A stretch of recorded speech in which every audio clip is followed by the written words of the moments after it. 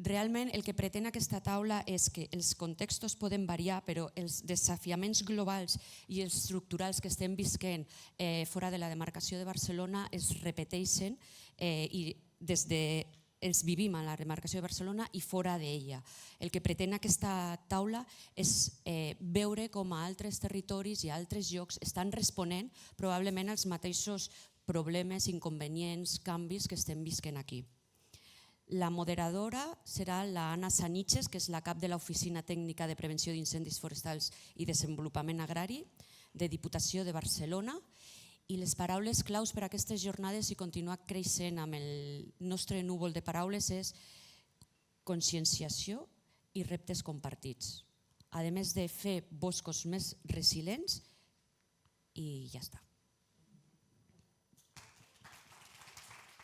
Soy ya un.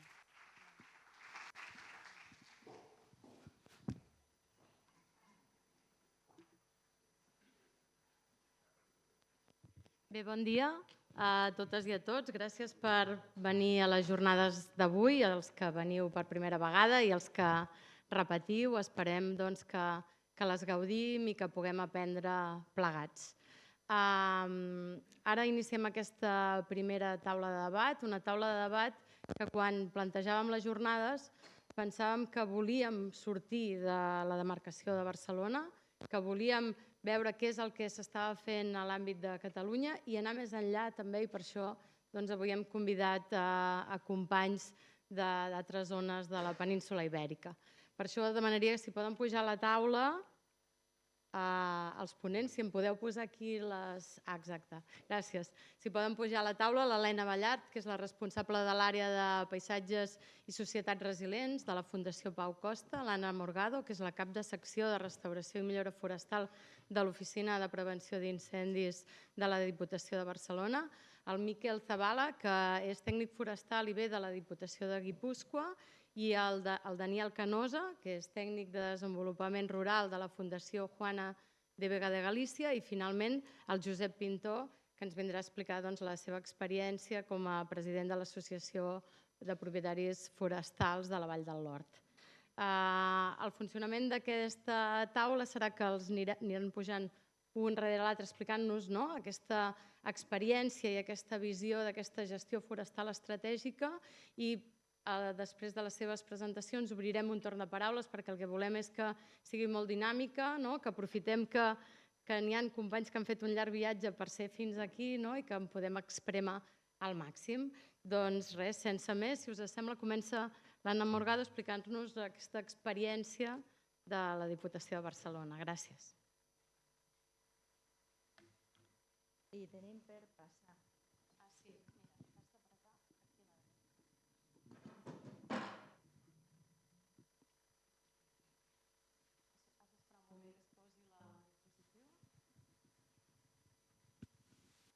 Tenim a l'Helena.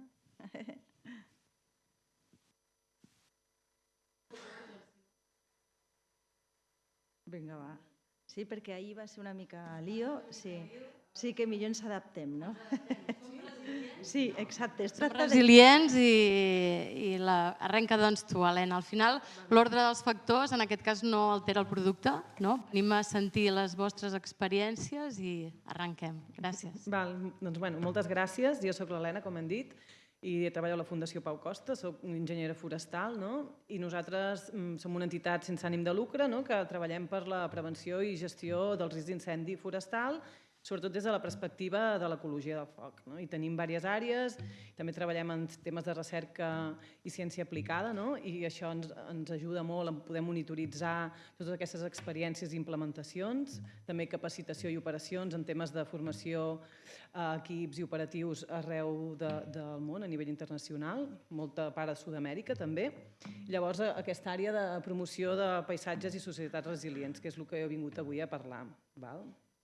Aquí hi ha tant la part de gestió forestal, implementació de paisatges resilients, com la part més de comunitats, de resiliència comunitària, divulgació, comunicació, tota aquesta part.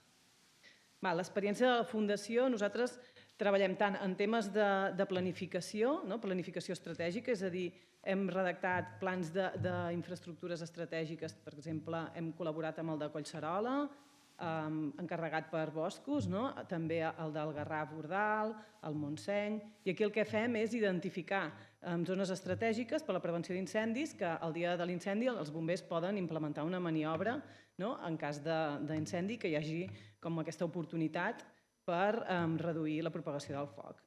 I llavors també fem altres plans més integrals on transversalment incloem el tema del foc i del risc d'incendi. Poden ser, per exemple, plans tècnics integrals i també hem col·laborat, per exemple, amb el PIRE, que és el Pla d'Impuls de la Ramaderia Extensiva. I què fem una mica? Després de la planificació hi ha tota la part d'implementació.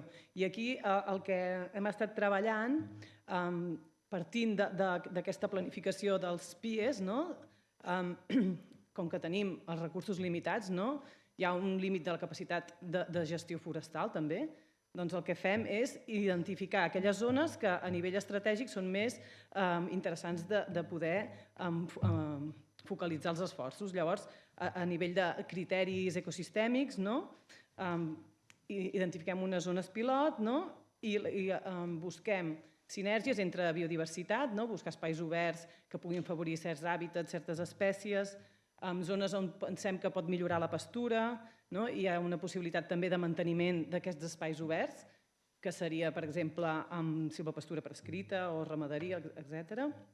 Busquem també sinergies amb ús públic, en franges d'urbanitzacions pot ser interessant tenir una infraestructura de prevenció i també un espai d'ús públic perquè en aquell context pot ser interessant trobar aquesta sinergia.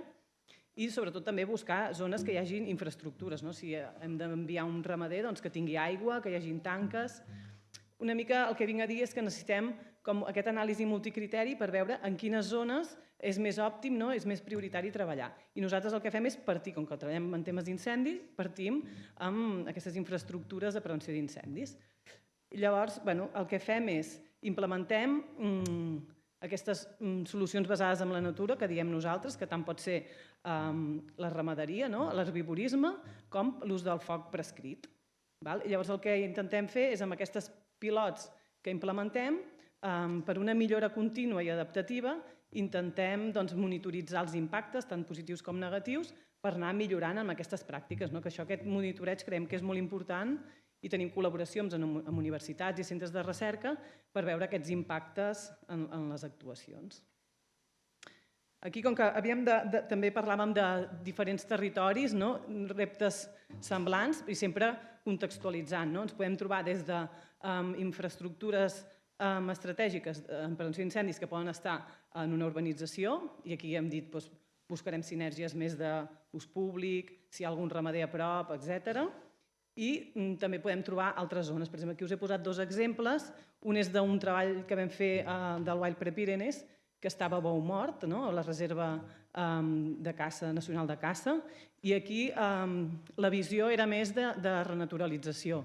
També hi ha unes zones estratègiques on cal fer gestió, però la gestió la podem fer d'una altra manera, adaptant-nos a aquest context on, per exemple, volem fomentar zones obertes per pastura i fomentem l'herbivoria salvatge, que també ens està fent una gestió del sotabosc per temes de prevenció d'incendis i alhora estem recuperant processos ecològics interessants per a aquella zona, com pot ser l'ús del foc prescrit per recuperar el procés del foc i tots aquests serveis ecosistèmics que ens està donant. Tot això monitoritzat, com he dit. O podem anar a una zona que no sigui tan, diguéssim, com a Boumort, que hi ha menys problemes de protecció civil en un cas d'incendi, i en una zona que tot està com amb els criteris per escollir les zones tindran més en compte aquest tema de protecció civil, diguéssim, més urbà.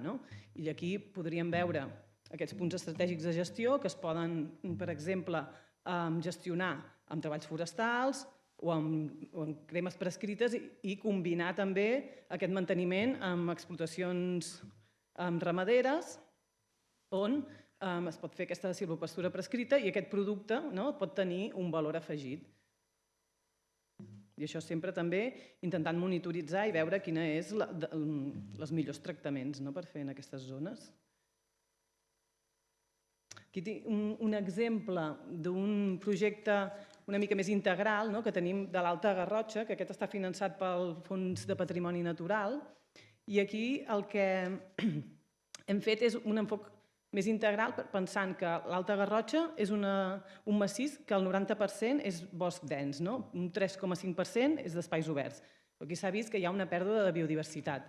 Llavors, aquí d'on partíem? Partíem que ja hi havia un PIE, un Pla d'Infraestructures Estratègiques de Prevenció d'Incendis, hi havia un PIRE, que és el Pla d'Impuls de la Ramaderia Extensiva, i amb totes aquestes planificacions que ja identificaven àrees estratègiques, vam agafar i vam fer un programa de cremes on totes quines d'aquestes àrees es podien gestionar amb foc.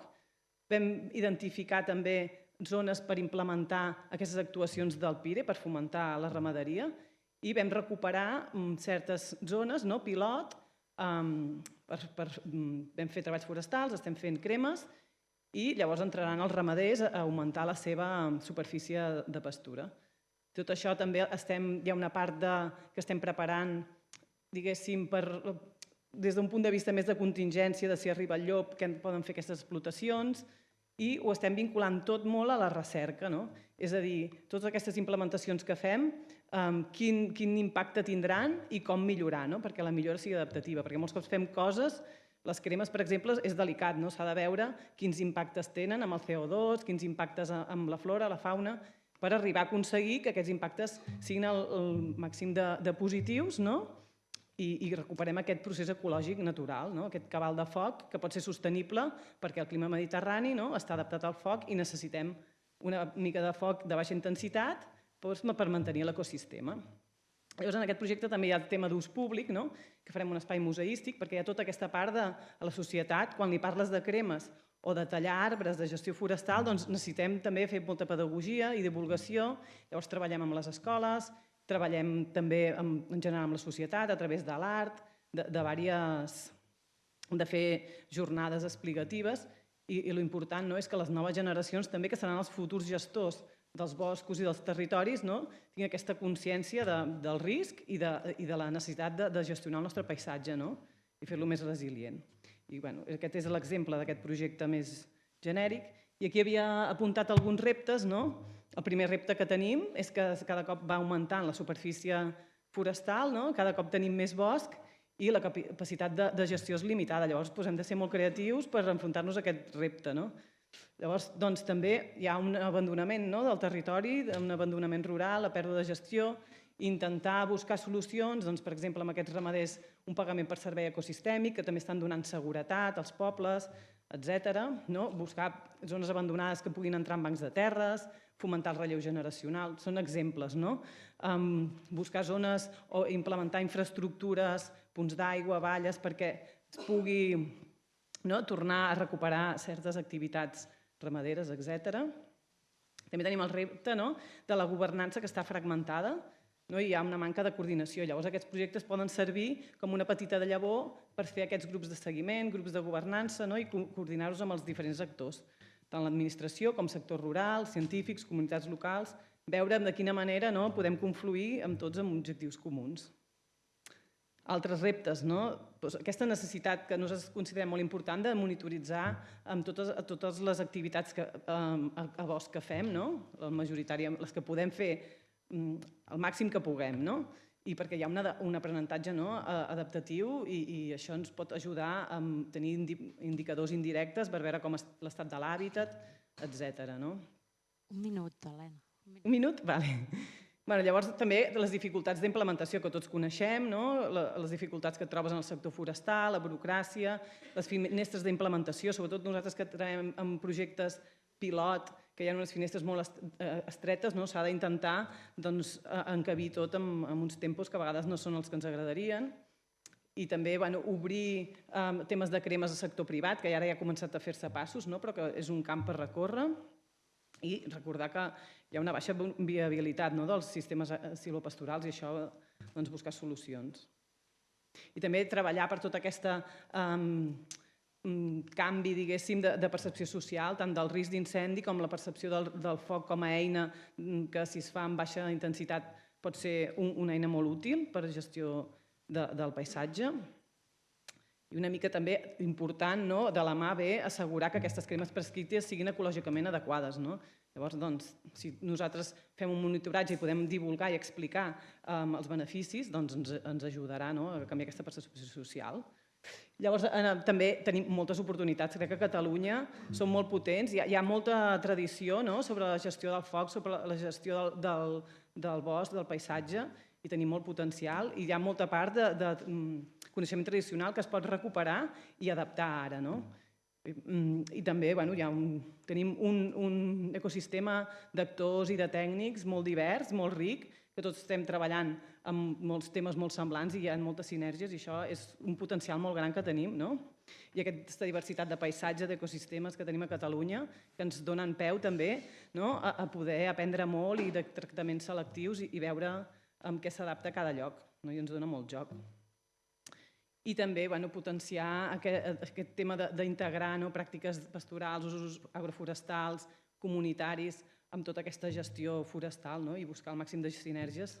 També tenim un territori molt ric i tots aquests exemples que hi ha en marxa de la nostra entitat i de moltes altres entitats que treballem pel mateix.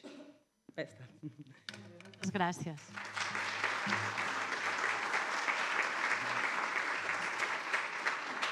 Si us sembla, anirem fent les presentacions. Penseu-vos les preguntes pel final. Ara sí, l'Anna Morgado, que és la cap de secció de restauració i millora forestal de l'Oficina de Prevenció d'Incendis. Tu mateixa. Sí, veig que l'Helena ha finalitzat amb els reptes i les oportunitats i jo faig al revés. Començo amb els reptes i l'oportunitat.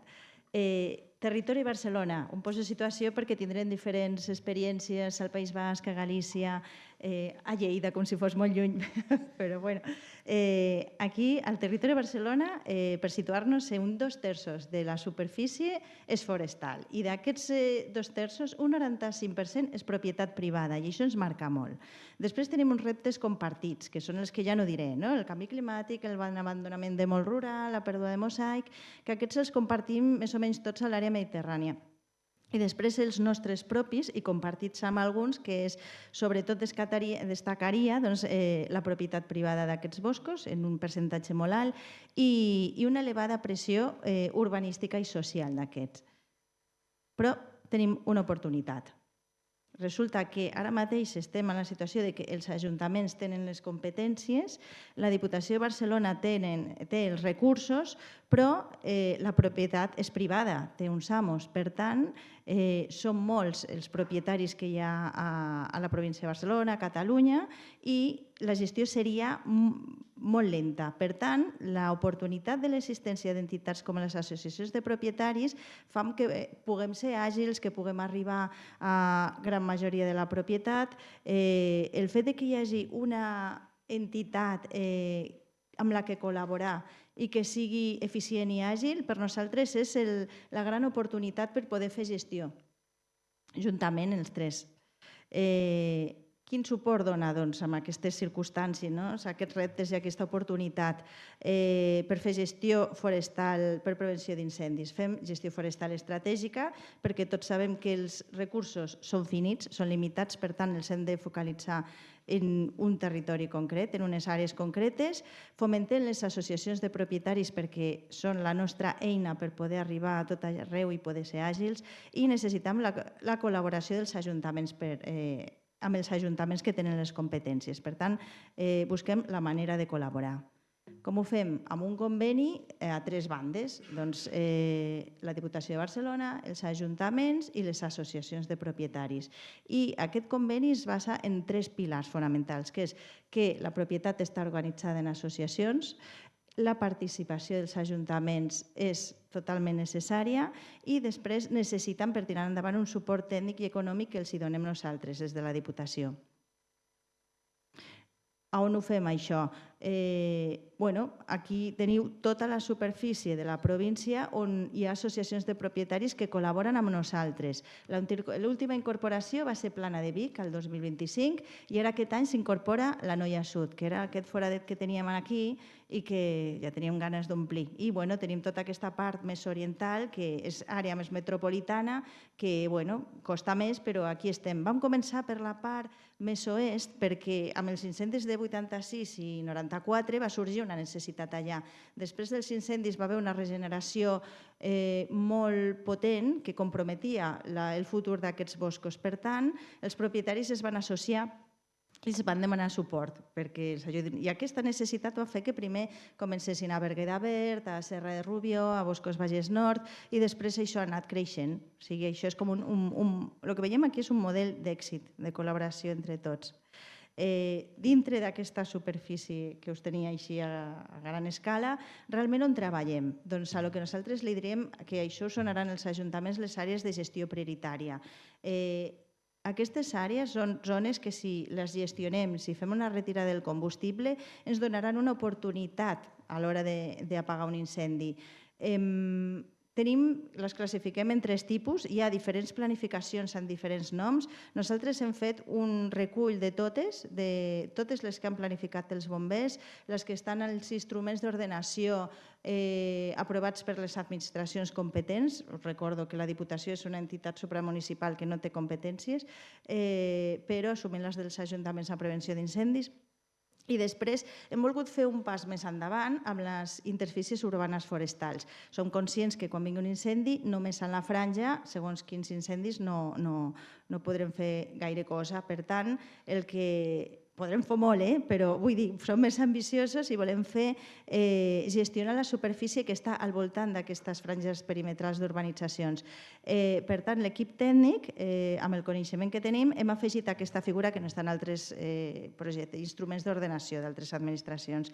Aquests 3 tipus d'àrees, d'interfície, PECs i FGs, són les que subvencionem als ajuntaments i a les associacions de propietaris. Els recursos que els donem han d'anar cap aquí.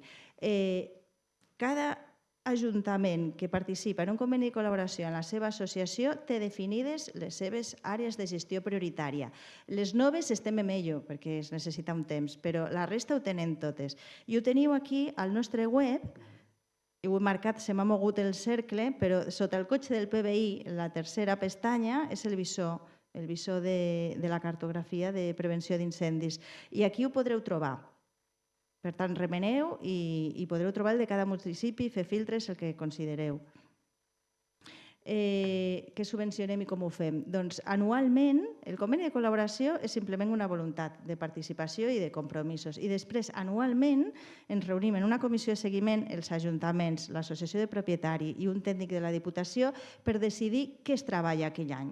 I aquell es fa una reunió, es fa una proposta de finques i d'actuacions a treballar i s'aprova. En aquesta comissió es presenta a la Diputació i es dona una subvenció. Aleshores, aquí es poden triar d'implementació dintre d'aquestes àrees de gestió prioritària, actuacions silvícoles, ramaderes, agrícoles, sanitàries quan hi ha hagut una plaga. També amb aquest conveni ens permet actuar després d'un incendi i això és un dels punts forts d'aquesta col·laboració, perquè després d'un incendi, una ventada, una nevada, podem actuar molt ràpid perquè tenim els mecanismes ja treballats i si hi ha una pertorbació, el que sigui, podem anar directament a la propietat i amb els ajuntaments i començar a treballar. I després també amb això, al final les associacions són entitats sense ànim de lucre. Els ajuntaments tenen els recursos que tenen, per tant són conscients d'això i els afegim també un suport tècnic, a més de l'econòmic. Vale. Perfecte. Reptes 2026. Fins ara hem estat treballant d'aquesta manera i ens ha anat molt bé, però què passa? Que els comportaments dels incendis estan canviant.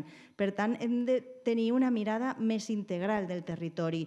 AGPs estan bé, però el que estàvem parlant, més treballar sobre el territori, visió en mosaic, recuperar l'activitat rural.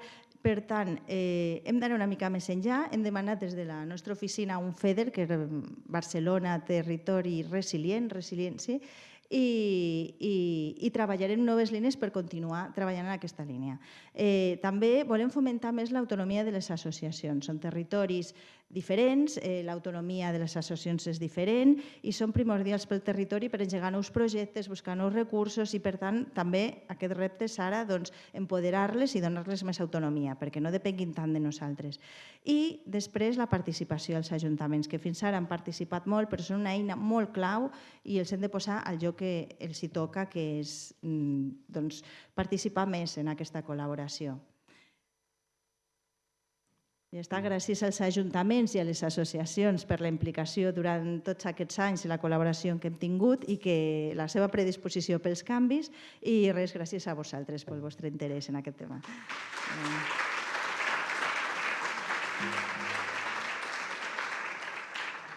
Molt bé, gràcies, Anna, per aquesta visió 360 de les associacions forestals. Ara en Miquel, de la Diputació de Guipúscoa, ens explicarà la seva experiència amb una altra problemàtica que replica, potser no exactament amb la mateixa espècie de la mateixa manera, però que també som molt conscients i hem d'estar molt amatents a tot el territori, que és el tema de les plagues. Gràcies, Miquel. A tu. Hola, bon dia. Intentaré no oblidar de res del que he apuntat per a dir. A mi em van dir que havia de parlar del canvi climàtic, però clar, hi ha unes jornades molt semblants a aquestes a Guipúscoa i el Mario Picazo, el del temps de la tele, va dir que Guipúscoa és una illa climàtica. I llavors encara no estem amb aquests canvis climàtics i sembla que costarà que ens arribin. Però és veritat que hem tingut una plaga amb la banda marró, que és una plaga que podria passar tranquil·lament en un moment de canvi climàtic. Llavors, per posar-nos una mica en situació, Guipúscoa té unes 200.000 hectàrees, d'aquestes unes 122.000 són arbrades i d'aquestes 94.000 o 95.000 gairebé són privades. Aquí us he posat una imatge de les montes d'utilitat pública que gestiona la Diputació, llavors una mica la resta seria privat. Més o menys el 80% del territori es podria considerar monte amb el seu sentit més ampli, i sí, més o menys, això. Llavors, Guipúscoa és una província molt dependent de les coníferes per la indústria que té. Per posar un exemple, l'any passat vam intentar vendre faig d'un monte públic que gestionava jo, l'hem intentat 2 vegades, baixant el preu i no vam aconseguir-ho, i en canvi a Nafarroa ho venen molt fàcilment. Llavors és una província que encara no està acostumada a comprar o a vendre frondoses, més o menys. I llavors tenim unes 60.000 hectàrees de coníferes segons l'Inventari Forestal del 2024. D'aquestes 32.000 són insignis, Pinus radiata, però hem de tenir en compte que el 2011 teníem 47.000 hectàrees de Pi radiata. Probablement al següent inventari forestal això arribarà, no diré que a 0, perquè hi ha llocs que no es poden tallar i hi ha llocs amb molta pendent que no es treballen, però gairebé no hi ha cap radiata a Guipúscoa. I llavors, per fer una mica d'història, jo crec que és important saber que el 1942 ja es va detectar l'econestita acícola, que és la banda marró, que és el nostre problema, i es va publicar, no només detectar, sinó que ja està publicat. I llavors és un fong que ataca normalment a tots els pinus, el gènere pinus. El 97 ja es van detectar algunes estícules que estaven decolorant i es va fer una mica l'estudi. En aquest moment es pensava que era una malaltia que només afectava a repoblacions i a plantes joves. I continuant amb això, el 2001 i 2004 els guardes forestals van fer una recerca més ampla a Guipúscoa i es va veure que eren els problemes més generalitzats. El 2008 ja es va veure que els danys no només passaven a repoblacions joves, sinó que estava ja més estès. El 2011 ja es va notar que hi havia un problema perquè la demanda de tallar radiata era molt més gran i el 2008 ja això va explotar i es va tallar arreu moltes i moltes hectàrees amb impacte paisatgístic que això em porta i amb la problemàtica amb la societat que veia com tot estava arrasat i que amb el temps s'ha anat plantant i s'ha anat canviant d'espècies, s'ha anat reforestant, però que va ser un impacte bastant gran. Llavors, la plaga va començar al nord-est de Guipúscoa. En aquest moment es pensava que seria una cosa més o menys passatgera i llavors es va fer tallades, es van fer clareos entresaques aquestes feines, pensant que amb més aire entre arbres i més espai hauria menys humitat i amb menys humitat hauria menys expansió de la plaga. I va ser tot el contrari. Amb més espai el fong es va expandir molt més. La segona etapa va ser que ja al mig de Guipúscoa estava tot amb el fong i estava tallant molt, com he dit abans, però aquí encara n'hi havia propietaris que es pensaven que això anava a passar i que seria una cosa passatgera i tornaven a plantar radiata, perquè sempre s'ha plantat i és el que ha donat diners. Però va ser un fracàs perquè gairebé tot es va morir amb el temps. I llavors ja aquest any ja està tot Guipúscoa agafada, ja hem arribat a tot arreu i ara estem tallant tot i intentant una mica decidir què fer amb això. Si el problema fos només aquest, ni tan malament. Però és veritat que també està atacant el Pinus nigra, que era el laricio, que ja n'hi ha molt i que era una altra espècie que es podria aprofitar. També tenim una altra espècie que s'ha plantat, és el Septotsuga messiensi, el Douglas, per intentar pal·liar i tenir una altra espècie, però l'ha entrat la roia suïssa, que encara no és un problema gran, però veient el que ha passat amb la banda, estem més o menys al mateix lloc. I l'altre era el Pinus pinaster, que és molt semblant al radiata i que a la indústria funciona molt bé.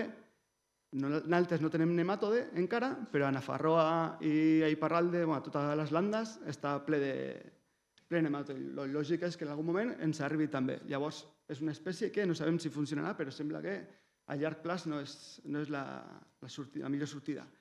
I si només fos amb coníferes, ni tan mal, però tenim el del freixe també, que és una espècie molt típica de Guipúscoa, que s'ha plantat molt perquè defensava les bordes i les cases de muntanya dels raigs i tot això, i estem començant a tenir problemes també. No sabem si s'expandirà o no, si és una cosa de llocs concrets, de boscos, si els arbres una mica isolats sobreviuran, però tenim aquest problema.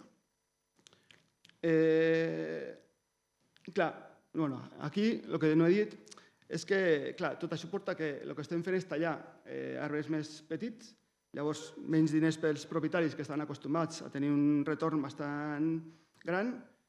També hi ha un perill per a la gent que treballa al bosc, perquè clar, com no sabem com estan perdint-se els arbres, es poden trencar i et pot caure al cap i llavors és un problema d'epis i d'això molt gran.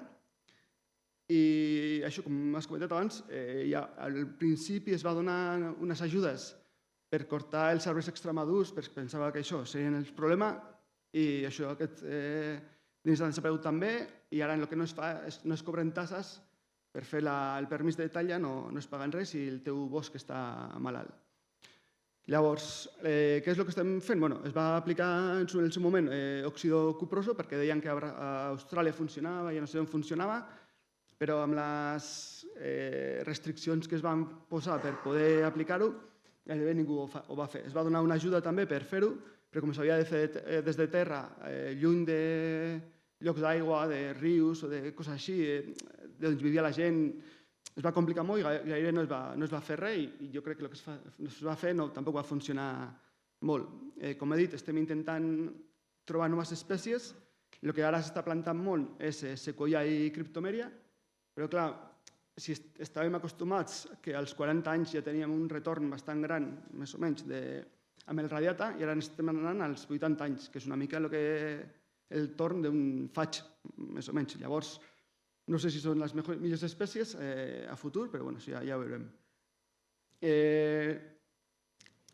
També estem aplicant abono foliar, que no és un plaguicida, però pot funcionar més o menys com un plaguicida i llavors sembla que això sí que està donant bons resultats, però clar, quants diners fa falta per aplicar abono foliar a 96.000 hectàrees, o 122.000 hectàrees de coníferes que tenim. I una altra línia d'estudis que tenim és col·laboracions amb Naker i ACI, que són dues empreses público-privades que fan investigació, entre altres coses, i amb Naker dilluns plantarem radiata que s'ha produït in vitro, teòricament, d'espècies, de peus que estaven sans, i bueno, ja veurem què surt. I amb ASI estem fent una mica d'arborètum de moltes espècies, intentant veure què és el que pot funcionar i el que no pot funcionar. I això és el que volia dir.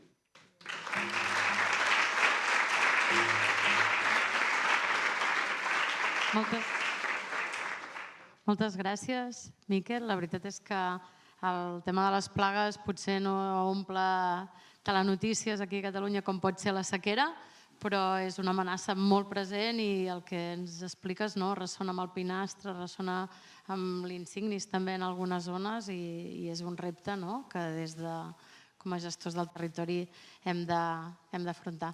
Saltem a la diapositiva següent. Ara ens fa la seva presentació el Daniel. Gracias, Daniel, por venir hoy aquí con nosotros y contarnos vuestra experiencia.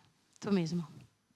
Sí, bueno, yo tengo que hablar castellano. En mi software tengo gallego de lengua materna y luego castellano por tal. Que me alegro que el resto pueda tal. Y tengo el reto inmediato más importante que tengo es ser capaz en menos de 10 minutos explicar un poco, tener un contexto, daros alguna información y que se entienda, ¿vale? Entonces, intentaré hacerlo lo mejor posible y luego espero que poder aclarar en cafés y demás. En primero, el contexto de la entidad de la que vengo, en la Fundación Juana de Vega. Parte de la base de la visión de esa mujer que en 1872, cuando murió, dejó todo su patrimonio, ya que ella murió viuda y sin hijos, a una entidad para fomentar el desarrollo rural y la formación agraria para la gestión del territorio de Galicia, lo cual nos ha permitido a día de hoy tener un equipo multidisciplinar. Tengo compañeros geógrafos, arquitectos, filólogos, economistas, yo soy forestal, que aprendemos mucho entre nosotros y luego con el conocimiento aplicado con las comunidades somos capaces de ir resolviendo cuestiones que la verdad es que es un placer trabajar así. En el contexto de cómo empezamos a trabajar gestión forestal y más con aplicación estratégica para, como bien decía Ana, que los fondos que no llegan a todos sean bien implementados, viene de varios trabajos en los que desarrollamos procesos participativos con la gente. Pongo dos. En este se trabajó de una manera más integral, recogimos propuestas vinculadas a la agricultura, al turismo, al forestal, etc. Y tuvimos un primer contacto con comunidades ahí en el 2021 ya con esa zona de Ourense en alguna comarca que ya aglutinaba mucha superficie. A raíz de los resultados que obtuvimos aquí, también se nos encomendó, después de los incendios graves que hubo en el 2022 en esas zonas que veis en el mapa, en el 2023 hicimos mesas recogiendo propuestas para la recuperación, pero también para qué hacer más allá de qué quieren las comunidades locales y cómo podemos, de cara al futuro, implementar soluciones que tengan un poco de trascendencia. Ahí sí comentar rápidamente que recogiendo propuestas pequeñas de cada comunidad y clasificándolas por tipologías y colocándolas en un mapa, veíamos la capacidad estratégica de entre todos y cómo se alineaban muchas visiones en el territorio, aunque a priori en Galicia teníamos esa predisposición a pensar que todo el mundo iba a querer plantar para madera y querer sacar su rédito y que no iba a ser posible encajar esas soluciones. Con esto, estos dos trabajos estaban más enfocados a recoger y a trasladarle a las administraciones para que puedan aplicar. Y ahí veíamos que había una dificultad de trasladar a resultados concretos, porque no estaba en nuestras manos ni en las comunidades mover esa financiación y a veces la información que se recogía en las personas que estábamos en campo no trascendía, no éramos capaces de conseguir que las administraciones viesen o tuviesen la visión que acabábamos de ver con todo ese trabajo. Y por eso decidimos presentar ya a algunos proyectos con un retorno directo a las comunidades, contando con ellos y aprovechando la estructura de nuestra entidad. En este caso concreto, este proyecto es de la convocatoria de bioeconomía forestal de la Fundación Biodiversidad y como no da tiempo en estos minutos hablar de los consorcios y demás, pero sí que me gustó a toro pasado viendo las entidades que colaboramos porque cada una aportaba experiencias prácticas y visiones distintas. Teníamos gente que ya estaba especializada en la educación ambiental, en el voluntariado ambiental. Teníamos gente que trabajaba con el sector forestal y también que desarrollaba tecnológicamente soluciones muy avanzadas. Teníamos el conocimiento científico de las universidades. Teníamos entidades que trabajaban custodia del territorio para la gestión de conservación y demás con comunidades locales. Y con toda la experiencia previa y todos los contactos que hemos hecho, estaba repasando antes de venir aquí, tenemos como más de 150 contactos de comunidades de montes con las que podemos hablar y tenemos la confianza de decir qué podemos desarrollar. Aquí enfocamos en esas 30.000 hectáreas que ya nos permitía hacer algo más estratégico de ejecución y demás. Y a partir de ahí, ahí os animo a acceder a la web del proyecto CAPRIF, que están las diapositivas con los resultados más pormenorizados y demás. Yo no puedo abordarlo así, pero sí comentar una serie de cuestiones que me parecen relevantes de cara a cómo fuimos capaces de aplicar algo, de ver un avance un poco significativo en la lucha que tenemos a unas escalas que son necesarias para poder frente a estos retos.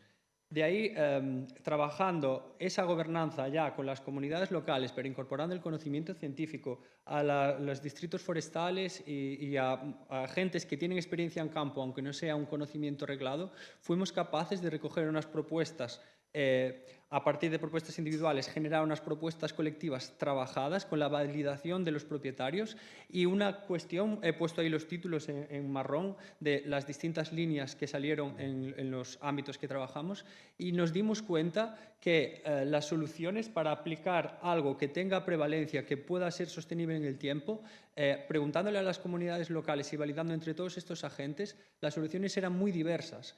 Y cada uno lo enfocaba a las capacidades que tenía, a los intereses, también resolviendo los conflictos que había y con una visión de futuro que nos parece mejor focalizar los fondos por ahí que intentar solventarlo con una gestión muy orientada desde el conocimiento científico. Y ahí sí que voy a decir que pensé que mis compañeros iban a hablar más de la parte metodológica, de cartografía, de los puntos estratégicos de gestión, que hay muchos trabajos hechos, en Galicia también, que a veces nos falta el conocimiento de las comunidades a la hora de aplicar cómo resolver los puntos estratégicos. Y me explico. Nosotros tenemos... vemos que lo que nos dicen los propietarios con lo que salen en esas cartografías tiene una correspondencia bastante elevada, pero ellos nos dan una información a mayores, es decir, nos dicen los fuegos empiezan porque estas comunidades tienen conflicto con aquellas y va a salir de ahí, aquí no puedes trabajar porque no está regularizada la propiedad y la manera de abordar esta solución sería en esta comunidad que es activa y tiene interés, tener unos buenos accesos para intervenir rápido en el territorio y poder generar una infraestructura aquí, no allí, que es un punto estratégico de gestión, pero hay un bloqueo, tanto social, administrativo, legal, etc. Y de eso pues, vimos que nos ayudaba a proponer algo que puede tener una repercusión. Y también, aunque trabajamos con esas comunidades, nos parecía muy importante una cosa que salía aquí, que es esa educación, ese contacto, y hicimos como una red de áreas conservadas por comunidades locales, vimos la cantidad de trabajos que ya se está haciendo, viendo que no tienen capacidad de comunicar, que muchas veces hay mucho voluntarismo y no tienen repercusión tampoco económica las soluciones, pero hacer esa red y hacer visitas de intercambios entre montes hace que primero cojan autoestima, que vean que lo que están haciendo es importante, que nos ayuden a aplicar soluciones en este tipo de proyectos y a raíz de eso también hicimos una publicación de Atlas de buenas prácticas de gestión y conservación que os insto a visitar en la web porque está bastante guay. No puedo pararme a explicar las figuras y toda la complejidad de ese monte de Galicia, pero sí decir que el 97% del monte es privado, con lo cual, como decía Ana, el diagnóstico está claro, tenemos que trabajar con ellos y tenemos tipos de propiedad muy diversas. Solo en este proyecto trabajamos con esas 4, cada una con sus particularidades y sus dificultades. Y ahí también vemos, tenéis el mapa de Galicia y en verde oscuro aquellos montes vecinales en mano común con ordenación y en clarito los que no tienen instrumento de ordenación, que es una figura muy particular, que no sé si conocéis, que es privada, mancomunada, comunal, en el que los propietarios para decidir sobre el terreno son aquellos de los que viven allí más de X días al año y tienen residencia. No puede cualquiera intervenir. Y eso vemos que por la repercusión del territorio y por la manera comunitaria de resolver es muy interesante. También cabe destacar que aunque no tenemos superficie pública, muchos de estos montes vecinales tienen convenio y en los convenios son antiguos y tienen un carácter productivo, con lo cual entre los montes públicos, que son ese 3%, y todo esto, la administración también tiene capacidad de ejecución en muchos de esos territorios. Y se está trabajando, y nos parece una oportunidad, un nuevo modelo de contratos de gestión en el que la conservación va a tener más peso, y por ahí también vamos. Respecto a cómo resolvemos, he hablado un poco del diagnóstico y el diseño que se hablaban en las jornadas ayer y cómo empezamos a aplicar soluciones. En este proyecto teníamos estas 4 líneas y fuimos capaces de aplicar en distintas zonas con este conocimiento ya que habíamos recogido. Hemos visto que hemos ahorrado costes y empresas locales que lo hacen, que yo me sorprende lo bien que se puede gestionar con poco dinero cuando está bien enfocado. Y luego también un problema constante es que muchas comunidades que abogan más por la conservación y no por la venta de madera, pues no tienen un retorno económico y no tienen esa sustentabilidad de decir, vale, voy a hacer una gestión. Y por ahí impulsamos el tema de los servicios ecosistémicos a través de certificación FSC de impactos positivos, y conectaba muy bien con zonas estratégicas, pues hábitats como turberas, etcétera. Y justo en el desarrollo del proyecto, la Xunta de Galicia sacó una ayuda para la conservación de estos servicios ecosistémicos, lo que ya repercutió. Y no os puedo contar de los incendios, pero os puedo decir que este verano lo hemos pasado mal. En Galicia fue histórico, lo cual sí que se ve una evolución, siendo un territorio acostumbrados a lidiar con el fuego por distintas razones. Las zonas de conservación, zonas de montaña, las diferencias territoriales se notan mucho en cómo afecta el fuego y qué gestión hay detrás.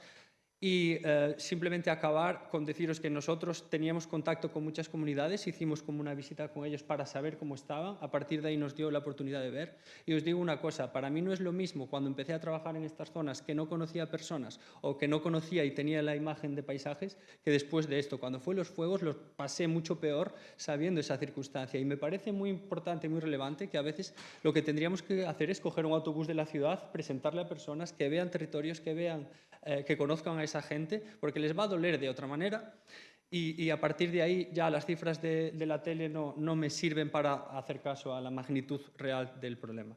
Y luego, con esas propuestas colectivas, lo que fuimos planteando ya es una serie de proyectos de continuación y ahí simplemente comentar que tenemos aquí con la Fundación Pau Costa que intentamos liarnos porque veíamos su conocimiento muy interesante de aplicar y vamos a hacer algo aquí cerquita, en el Montseny. Con 2 proyectos de continuidad vinculados a la ganadería en extensivo y también a la conservación de hábitats de alto valor natural. Siento el retraso, pero era muy complicado.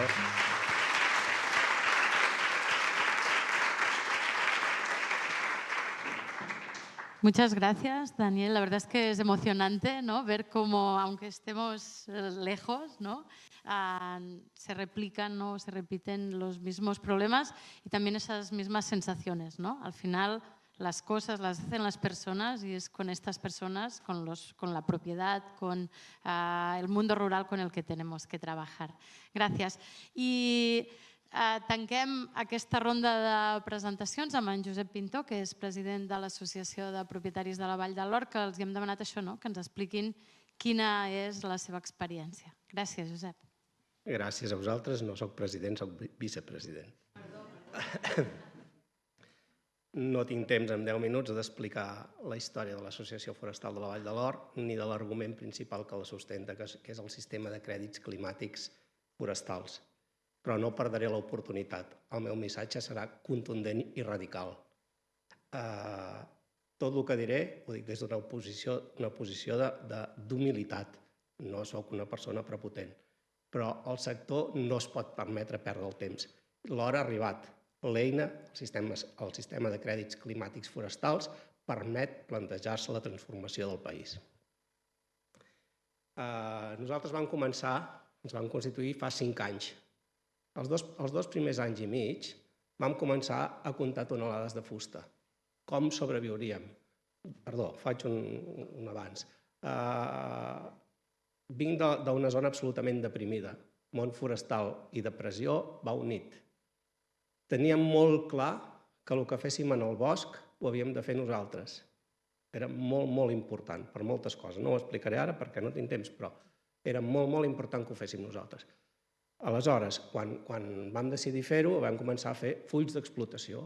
Com ho farem? Tonelades de fusta, vam contractar 2 tècnics Serra, Puntals, allà hi ha una empresa que està muntant una caldera de biomassa molt gran, tonelades de biomassa, quilòmetre zero, els números no sortien. Resina, biocarbó, bolets, ho vam explorar absolutament tot.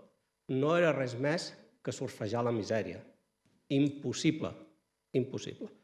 Al cap de 2 anys i mig van succeir coses i ens vam adonar que ja no era important la producció forestal contemplada en tonelades. Hi havia una altra cosa. Els boscos eren molt més importants pel que intervenien, pel que feien per la societat, que no pas per la fusta que proveïen. Qui ens ho va ensenyar això? El sistema de crèdits climàtics forestals. Aquest sistema ha sabut fins ara valorar molt bé tres qüestions ambientals, el carboni, l'aigua i la biodiversitat. Però no ha fet cas, o no ha sabut fer cas, de la part social, que és l'altra pota que a nosaltres ens interessa. I hi té moltíssima incidència.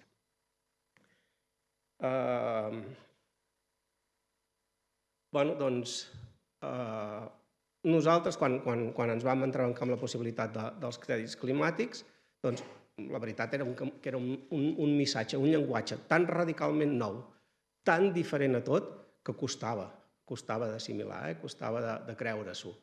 Però què teníem a l'altre costat? El desert.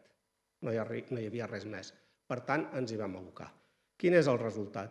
Doncs 2 anys i mig treballant en un sistema de crèdits climàtics, l'únic ingrés que tenim són la venda de crèdits climàtics, o l'ingrés fonamental. Hem pogut tenir 4 persones treballant i acabem de comprar un tractor nou, rutilant i maquinària nova. Això per nosaltres és una cosa que no ens podíem ni imaginar. De fet, vam començar treballant amb un tractor de 30 anys, que era un carretó, i fixeu-vos on estem, no? L'hora ha arribat. Quines són algunes de les qüestions del canvi de paradigma? Primer, som nosaltres que posem el preu. Segon, som nosaltres que anem a vendre. Tenim l'autonomia de sortir a buscar qui ens compra aquests crèdits climàtics. Tercer, és un sistema que afavoreix l'economia social solidària. Nosaltres som entitats sense afany de lucre. I ara dic una cosa, que ho he dit moltes vegades, algú potser ja m'ho ha sentit a dir. Nosaltres no som associació de propietaris forestals, som associació forestal. La propietat forestal és una frontera. El sistema de crèdits climàtics ensorra aquesta frontera, perquè democratitza com mai la funció forestal. I a més fa una altra cosa, ja no va buscar els diners en les finances públiques, sinó que les va buscar en les privades. Com vaig? 3 minuts, vale, acabo, doncs. Fa moltíssimes més coses que ja veieu que no pot explicar. És el moment? Radicalment és el moment. Els boscos no tenen espera, el factor que sempre s'ha considerat limitant els diners deixen de ser un problema, s'han d'anar a buscar, Això és com l'or que és allà sota i s'ha d'extraure. I, en fi, no sé, és que no sé què dir, només us vull dir que us convido a que m'acompanyeu a impulsar tot el sistema de crèdits climàtics forestals i us asseguro que transformarem el país, res més.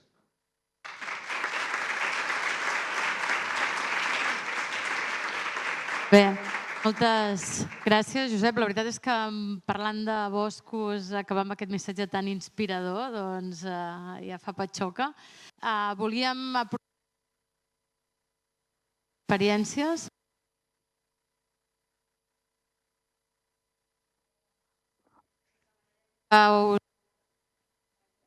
No sé si... Ara? Va, perfecte. Us demanem que... No passa res, soc gironina, ja crido una mica.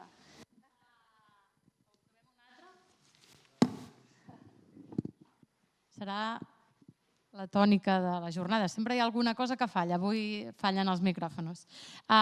Obrim micro obert, diguem, si algú té una pregunta us demanarem que aixequeu la mà i que us presenteu i que ens feu una pregunta breu. Alguna pregunta? Aquí? Hola. La meva pregunta és pel Josep. Precisament m'ha intrigat Perdó, soc la Mercè, vinc de Badalona, de l'Ajuntament de Badalona.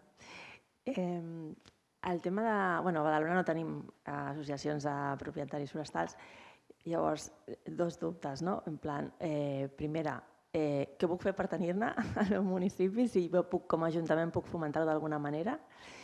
I segona, en el cas de la vostra, Josep, o sigui, jo entenc que el vostre objectiu llavors no és obtenir un benefici i poder viure del que traieu del bosc, sinó simplement conservar el bosc en un estat de biodiversitat i de resiliència òptim o positiu, no? O no, o fins i tot els crèdits climàtics us donen també com a modus vivendi també, o sigui, us proporciona suficient.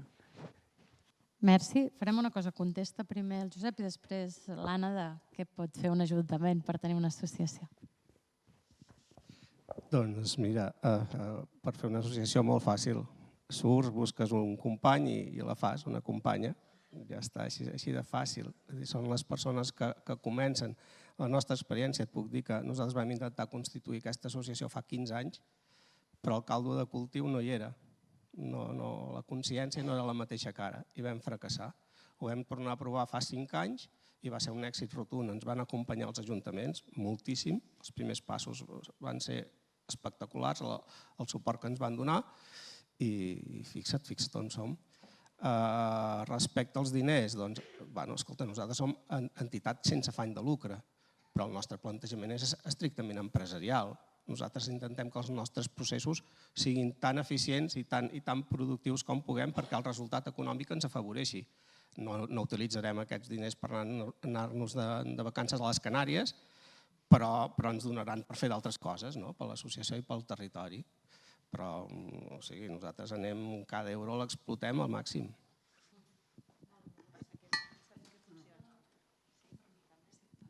Veure? Hola. Acosta't. Sí, que m'acosti. Vale. Per crear una associació, el més important és que hi hagi una petició, una demanda des del territori, que veig que ja hem fet el primer pas. Per tant, ara és qüestió, nosaltres és aquesta voluntat de trobar més gent i nosaltres us podem donar tot el suport que necessiteu. Per tant, ara tocaria a l'acabar posar-nos en contacte i us donarem l'assessorament i tot el suport que us puguem donar, perquè és una gran eina per poder gestionar el territori. És la que hem trobat. Molt bé, merci. Hi havia una paraula més enrere, em sembla? Gràcies. Hola, bon dia. Soc en Joan Galant, soc el tècnic de Medi Ambient de l'Ajuntament d'Esparreguera i la meva pregunta és per l'Helena Ballart i va en el sentit de que quan implanteu com sistemes de manteniment de franges o de parcel·les forestals amb ramaderia, és a dir, quan implementeu sistemes de silvopastura, quines infraestructures ramaderes considereu que són clau perquè un projecte així es pugui implantar i quines creieu que són més limitants? És a dir, jo, en el meu context, no és un municipi molt rural, és a dir, no tenim gaires explotacions ramaderes i per tant, en el cas que ens plantegéssim implantar un sistema de manteniment de franges per silvopastura, doncs en el cas que haguéssim de construir un corral, un dipòsit d'aigua o un abeurador en zones de sòl no urbanitzable, doncs quins problemes podríem tenir o si us heu trobat en situacions així, quines solucions heu trobat i quina d'aquestes infraestructures és clau perquè el projecte tiri endavant. Nosaltres hem treballat amb diversos ajuntaments i el que comencem fent és un pla de maneig del ramat, de la silvopastura. I aquí s'identifiquen les necessitats, si cal un punt d'aigua, si cal una tanca, o van amb collars no fens els animals, etc. I llavors et diria, sobretot, tenir l'explotació pròxima i cada cas concret s'hauria d'analitzar, no? On està aquell sòl, qui és el propietari, com podem implementar tot això. Hi ha una part de l'Ajuntament mateix, hi ha una altra part de l'administració que potser et poden guiar més. Nosaltres el que fem sobretot és aquesta part amb el ramader i el pla de maneig perquè es pugui com certificar aquella franja. No sé si t'he ajudat. No sé si vosaltres voleu afegir que també gestioneu. Sí, amb l'Associació de Propietaris, que Abrera hi col·labora, o sigui, hi pertany a una, a RUCA, Rubí, Ullastrell, Castellbisbal i Abrera, perquè el nom ho aclareixo, teniu aquesta línia des de l'Ajuntament als plans anuals, podeu proposar dintre d'àrees estratègiques, o si estan a prop, subvencions per això, per poder fer el que està dient l'Helena, el que es necessita per fomentar que es mantinguin les àrees de gestió estratègica amb ramaderia. Merci.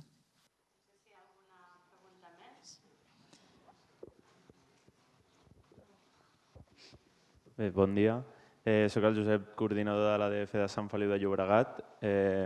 Nosaltres veig que tots tenim el problema que el món és molt privat i malauradament al nostre municipi la majoria del món és públic. O sigui, quasi tota la part forestal pertany a l'Ajuntament i una petita part a la Generalitat i malauradament l'Ajuntament no té pràcticament interès en fer cap tipus de feina. Portem molts anys que els perseguim, que els hi passem subvencions, no es presenten a les subvencions de la Diputació, bueno, a la PPI sí, però per fer feines forestals no es presenten i estem al mig intentant lidiar amb el parc de Collserola, que com sabeu no és com la resta de parcs de Catalunya, sinó que és un múscul bastant complicat i totes les feines que es volen fer sempre és un no, fins que acabem trobant l'equilibri. Llavors, com podríem, per una banda, treballar amb aquests crèdits climàtics de forma fàcil per passar per davant de l'Ajuntament i poder-ho fer, i per l'altra, com podríem pressionar perquè tots els parcs de Catalunya fossin una mica més, que no tinguéssim enveja del Montseny, del Parc de l'Alt Pirineu o altres, i tenim Parc de Collserola, que evidentment el primer problema és que hi ha molta gent al costat, però que també s'ha de cuidar i gestionar per no perdre'l d'un dia per un altre. Gràcies. Escolta'm, a Collserola teniu un PROMAC, un projecte redactat i que estava en fase d'execució, el que passa que l'ha parat el Port Senglar. I què més demanaves? Sí, o sigui, projectes n'hi ha molts a Collserola, La part pública, sí. El problema és executar, que no... És molt diferent treballar públic i privat. En el nostre cas som 70% privats i tenim feina suficient en els privats i ens és molt més fàcil treballar sol privat que sol públic. Amb això no et puc ajudar. No sé si algú vol contestar alguna cosa més. La part potser d'aquesta dels espais naturals, no? Vosaltres heu treballat dissenyant infraestructures estratègiques per la prevenció d'incendis, que al final és fer gestió forestal i que es podria alinear amb aquests crèdits climàtics forestals. Què passa quan hi ha un parc i quines són les eines perquè no hi hagi aquesta sensació que no es pot fer res, que sí que es pot fer, no? Sí. Nosaltres, quan vam redactar el Pla d'Infraestructures Estratègiques de Collserola, vam convidar tot un equip de seguiment, un grup de seguiment, i hi havia tots els experts, gent del parc, els biòlegs, hi havia tant gent de bombers, gent del departament, etc. I vam trobar sinergies per identificar aquelles zones, vam buscar alternatives en casos que potser hi havia algun conflicte de temes ecològics, i a mi em consta que ara s'estan implementant molts punts estratègics, ja han començat amb les prioritzacions, estan invertint en punts d'aigua.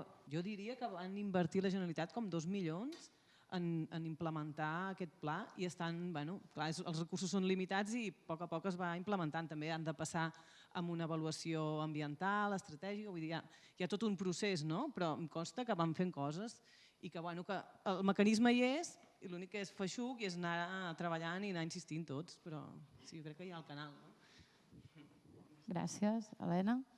Hauríem d'anar tancant, queda una pregunta aquí, 2, i tancaríem, si li passeu. Perdoneu. Digues. Bones. Soc Judit Rodríguez, de secció de Boscos d'Agricultura Lleida, i volia fer 2 preguntes. Una per l'Helena, que és com us resulta, quin resultat ha donat la pastura després de les cremes prescrites? I després una pregunta general, que és que nosaltres estem en una zona amb, diguem, boscos poc productius, de baixa qualitat, i de zones agroforestals. Els propietaris són pagesos, llavors el seu interès principal és que no es cremi el tros i el que volen és tallar els arbres. Llavors, els que heu parlat, volia saber els diferents territoris com abordeu la necessitat de millorar aquesta forest sense tallar-ho tot, amb els propietaris, vull dir. Nosaltres, l'experiència que hem tingut allí al Montsec amb les cremes prescrites, precisament era per després adequar el bosc perquè pogués entrar al ramat. S'ha d'esperar una mica, però sí que el foc activa tot el banc de llavors de les herbàcies i realment funciona per millorar la pastura.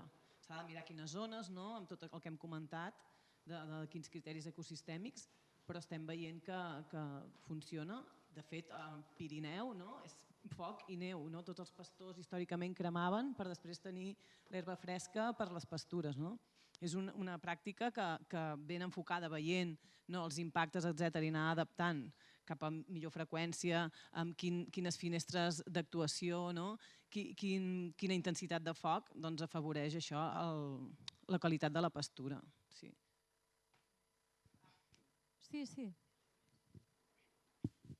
Aunque no me preguntaste a mí, pero creo que hay alguna experiencia en Galicia y con la cultura del fuego, para bien y para mal, sí que también tenemos práctica. Y te diría que hay un proyecto que me parece interesante de la Universidad de Vigo con Juan Picos que se llama Firepop Tech, que ahí se ha hecho análisis de utilizar el fuego para gestionar en diferentes entornos, incluso bajo pinar. Por la noche en Portugal se han hecho pruebas y demás, que sería muy interesante. Así que si le echas un ojo por ahí y puedes contactar con esta persona, pues te puede ayudar mucho. Gràcies. Sí. Respecte a la poca productivitat dels boscos, el sistema de crèdits climàtics no fa diferència. No li importa si els boscos produeixen o no produeixen. El que fa el sistema és fer la feina i deixar la fusta a carregador. Si el bosc és bo, hi haurà més fusta. Si el bosc és dolent, no n'hi haurà. Però al propietari no li costa res, li costa zero. Se li fa la millor feina ambiental suposada a cost zero. Perfecte. Ens queda una pregunta per aquesta banda. Lluc, tenies tu una? Gràcies. Sí, jo soc Helena Tomàs, d'aquí de la Diputació. Llavors va una miqueta l'Helena i el Daniel, i igual el Miquel queda rebotat per això. O sigui, tenint en compte que els canvis climàtics van no els crèdits, sinó els canvis que tenim del canvi climàtic van molt més ràpids que els canvis de la societat, a nivell educatiu o a nivell d'explicar quines són les tècniques que han ajudat més a que la societat pugui entendre de forma ràpida que estem davant d'un canvi i hem d'actuar. O sigui, quines són aquelles tècniques, si les heu trobat, perquè puguin arribar més. I l'altre, que sí que va sobretot per tu també, Helena, és en les zones de Mediterrani més estricte, a nivell de pastura, teniu algunes tècniques de què sembrar i què posar? Heu treballat aquesta part? Perquè realment en zones molt seques, molt dures, tenim molt de problema per al bestiar. Gràcies. ¿Respondes tú? Vale, yo te diría que en la parte de cómo hacer esa pedagogía, lo más importante, a nosotros lo que aplicamos es que participen, que vengan primero los propietarios, porque son los que luego van a explicar. Y te cuento un caso. Cuando estábamos diseñando una de esas propuestas colectivas que era en Ourense, que era el Camino Comuneiro, que era una pista, se pusieron de acuerdo a Nuevo Montes con una infraestructura común, con una pista, y a partir de ahí era gestionarla, mejorarla para los servicios de extinción y hacer paisaje mosaico al lado. Las visitas técnicas y demás venían representantes de la propia comunidad, estaban las universidades, iban explicando cosas, veían esa emergencia y la manera de expresarse ya les servía a los propietarios para decir, uy, a lo mejor esto no es tanta coña. Y una conversación que tuvimos fue, le decía yo, pero con la cantidad de biomasa eran pinares muy bien gestionados, tipo césped y así, y le decía, pero con la cantidad de biomasa que tenéis aquí no os preocupa que pueda llegar a casa porque tenéis las franjas secundarias, las franjas de prevención también con mucha cantidad.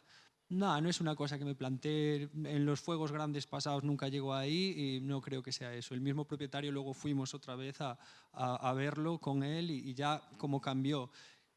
Luego también tenemos experiencias del incendio de 2022 que la comunidad no preveía que pudiese ser tanto riesgo. La gente veía el fuego avanzar y decía, bueno, ardió muchas otras veces, la velocidad del fuego era distinta, empezaron a coger miedo. Ahora, cuando hubo estos incendios del 22 al 25, ya la gente cambió el chip. Tenía un audio aquí que evidentemente no me iba a dar tiempo, de cuando fueron los incendios yo preguntándole, y en esta ocasión la abordaron de manera distinta. Ya directamente se organizaron, fueron a la aldea que por condiciones orográficas iba a entrar el fuego y entre todos los vecinos de todas las aldeas primero hicieron incidencia ahí y ellos mismos decían, si pasa el río y sube, ahí ya tenemos que aplicar otro plan. Pero primero vamos así. Entonces, lo que te diría es que a veces aplicamos muchas cuestiones técnicas de tal. Tenemos que hacer el esfuerzo de que participen desde el minuto cero, que estén allí, tratar de trasladarle, que gastas más tiempo explicando cosas técnicas y tal, pero que influye mucho, y luego que sean ellos los que dirijan esas operaciones. Val. Jo per temes així més d'educació i divulgació, sensibilització, diria el que fem nosaltres és fomentar el pensament crític. No? Hi ha diverses metodologies innovadores educatives, no? Aprenentatge i servei, aprenentatge basat en projectes, coses que són més transversals, no? Com STEAM, que poden ser més vivencials i alhora aprenen fent. No? I si, per exemple, anem a una escola, no? I preparen una maqueta del seu territori, estan aprenent temes de cartografia, no? D'àrees, de superfícies, perímetres, etc. Fan les corbes de nivell i els hi fem que pensin quines estratègies, per exemple, de prevenció d'incendis poden implementar, doncs ells les posen allà. D'alguna manera que pensin que ells puguin desenvolupar i respondre preguntes, respondre qüestions i reptes, no? Que es trobaran al demà. Llavors, intentem fer aquestes metodologies més transversals que puguin fomentar el pensament crític i entendre sobretot d'on venim, com era el nostre paisatge abans, quins canvis han hagut, quines solucions estem aportant ara nosaltres en aquests canvis, que no vol dir que quan ells en un futur no sé quina generació d'incendis es trobaran. Imagina't, 7ª generació d'incendis, que hi ha reptes de futur que no sabem, però els hem de preparar i equipar per les noves generacions per el que es puguin trobar. Llavors, l'ideal és el coneixement del que estem fent, d'on venim i equipar-los, perquè la solució pel futur no la sabem. I pel que m'has comentat també de zones estratègiques, que hi ha una mala pastura, mala qualitat de pastura, doncs el que es fa normalment es complementa o es busquen zones a prop que hi ha, diguéssim, més bona pastura o es fan sembres d'espècies més proteiques i sobretot per això estem molt en la línia d'aconseguir un pagament per servei ecosistèmic que pugui complementar. De dir, és important que anem a mantenir el sotabosc d'aquesta àrea estratègica. Doncs hi han d'haver unes infraestructures, els animals han de poder menjar, han de poder potser pasturar en altres zones perquè és molt exigent, perquè hi ha poca qualitat. Llavors es tracta de suplementar tot això si realment ens interessa que hi hagi un ramat allà fent aquesta feina. Que potser no a tot arreu ha d'haver-hi un ramat, potser hi ha zones que no és viable, llavors veure aquesta viabilitat també. Gràcies. I saltarem a l'última pregunta per aquí. Som-hi. Bueno, no és una pregunta, és una petita reflexió sobre el que ha dit el company abans. Crec que el que volia acabar de dir és que igual, i també una mica en la línia que ha dit el company de Galícia, sobre que igual no se había dicho y no se tenía en cuenta la comunidad local.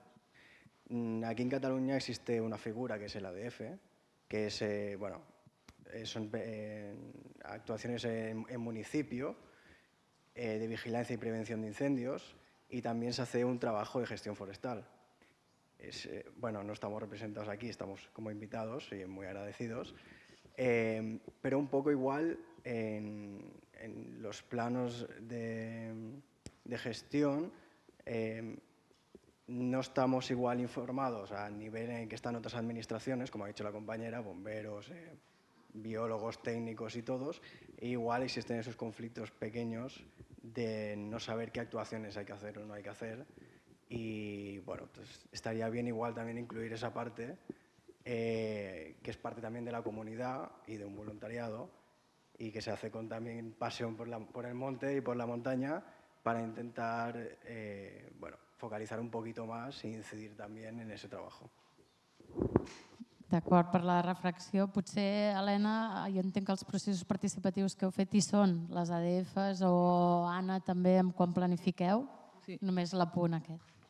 Mira, t'explico un exemple que vam fer per democratitzar l'estratègia de prevenció d'incendis al Montseny. Es va fer junt amb l'ICTA de la UAB, i aquí el que vam fer va ser tot un procés participatiu on, a través d'uns polígons de contenció d'incendis, tota la gent que volia participar, tant actors, ADFs, com gent de l'administració, com gent del poble, anaven i votaven i identificaven quins valors ells consideraven importants i amb quina importància, quin rang d'importància. I es va fer tot un sistema multicriteri que definia quins punts estratègics era més important gestionar, perquè tot l'ecosistema d'actors havia prioritzat protegir unes zones, uns valors, etc., i que els valors poden ser des d'ecosistèmics fins econòmics, socials, de tot tipus de valors que cadascú decidia que eren importants. I es va acabar definint una estratègia consensuada amb tothom. Vull dir que sí que hi ha mecanismes per això. I des de la nostra oficina, jo ara, perquè he parlat del programa que porto, però saps, són 2 seccions i les peces fonamentals són les associacions en les que treballem amb aquest programa i les ADFs que treballen a la secció de prevenció d'incendis i que col·laborem estretament amb vosaltres, amb el PPI, amb tots els programes i que contem molt amb la vostra opinió. Sí que és cert que directament aquests ajuts van a les associacions, però sempre busquem aquesta mirada de les ADFs. Aleshores, normalment les associacions de propietaris i les ADFs estan molt relacionades perquè moltes vegades el president també és el de l'ADF, participen molt i on no, per exemple, ara que hem revisat les àrees de gestió prioritària s'han passat també als ajuntaments i a les ADFs perquè evidentment teniu el coneixement més aquí d'extinció, de prevenció i us tenim molt en compte. Sí, no ho faríem d'una altra manera, seria un error. Ja.